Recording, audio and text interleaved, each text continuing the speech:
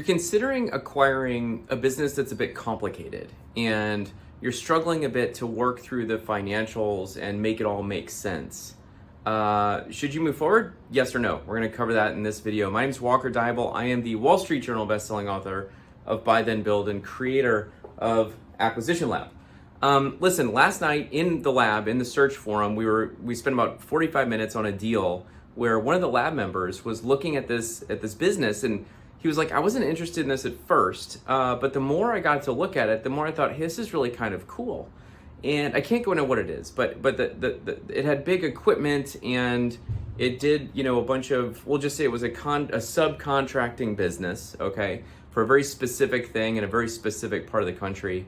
And this gentleman had a tech background. He had a sales background. He had no exposure to contracting or heavy equipment or I got the sense even sort of like, let's call it like blue collar management and leadership, okay? So right away, I was like, hey, I learned this lesson a long time ago about acknowledging whether or not I was a fit, right, for how something went. But he's like, I know, but I keep looking at this and it's so interesting. So we dug in, we went through what the business did, the financials, the sort of questions, the SWOT analysis, and we covered everything relatively quickly except the financials. And the reason was because we were looking at the P&L, and then I was like, wait a minute. He's like, he was concerned because there was no positive EBITDA, because there was all this depreciation, and I was like, yeah, that's okay on its. And I told my story of John Malone, which different video. But the point is the depreciation, which is a non-cash expense, was eliminating taxable income. I don't have a problem with that. But the more we dug in, the more that I sort of started to realize, like, wait a minute, what are the capital expenditures associated with this business? Do we have a history, right? And we started to look at the balance sheet and look at what the value is. And then I kind of said to him, look, I mean, you're gonna have to understand that even though this business is making a lot of money, a big percentage of that money is going to go to pay down the loan. A big percentage of that is going to pay the taxes unless you keep this depreciation up. And in order to keep the depreciation up, you need to continue to buy this big equipment. And if you don't have the demand for this big equipment, then you're making investments that don't necessarily increase throughput anyway.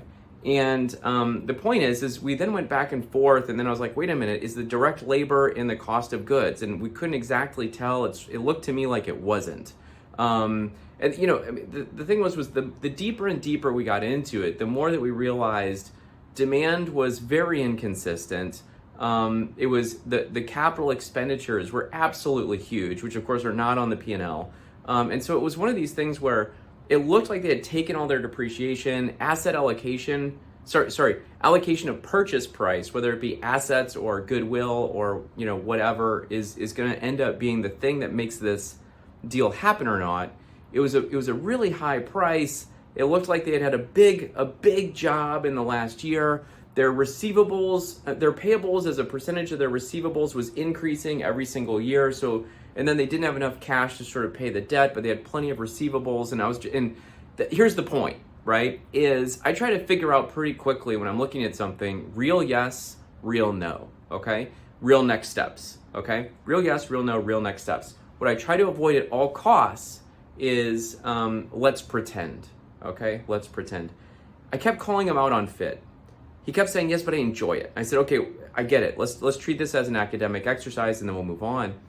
But we had another member speak up and said, I want to actually jump in right here. I'm like, yes. And he said, I want to, in the words of Charlie Munger, okay, there's three ways in which we make a decision. Yes, no, and too difficult to understand. Okay, and I love, if you don't know, Charlie Munger, of course, was Warren Buffett's partner at Berkshire Hathaway. And so I love that because it arrived at just the right moment where we were all on the call doing this like forensic accounting, trying to figure out like, okay, if I wiggle this wiggles over here. And it was a great sort of exercise. But the truth is no one on the call, even myself, really could understand from the documents that were provided exactly how this kind of went. There was no statement of cash flows or anything like that. So it was going to be a big lift and a big effort, and it was outside this guy's expertise. In Buy Then Build, we talk about the 3 A's: attitude, aptitude, action. If you're looking at a business that's too difficult to understand, it means that it's outside of your aptitude.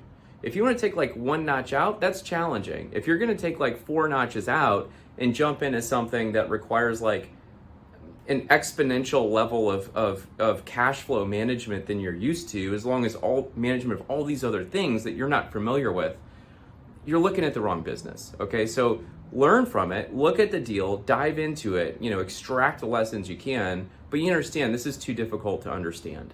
Okay.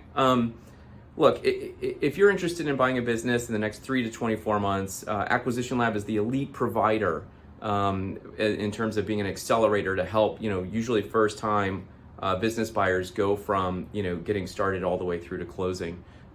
We've got over 200 million in member acquisitions.